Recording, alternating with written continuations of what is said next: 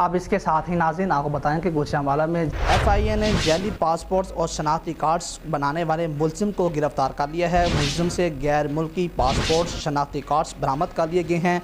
FIA Gujranwala ने आज बड़ी कार्रवाई करते हुए जैली शनाख्ती कार्ड्स और पासपोर्ट्स बनाने वाले मुलजिम को गिरफ्तार कर लिया है। एडिशनल डायरेक्टर मखदूम कैसर ने बताया कि मुलजिम से 38 जैली पासपोर्ट्स और 27 शनाख्ती कार्ड्स बरामद किए गए हैं। जैली शनाख्ती कार्ड्स और पासपोर्ट तैयार करने वाला मुलजिम अनायत को कड़ी मेहनत के बाद गिरफ्तार किया गया है।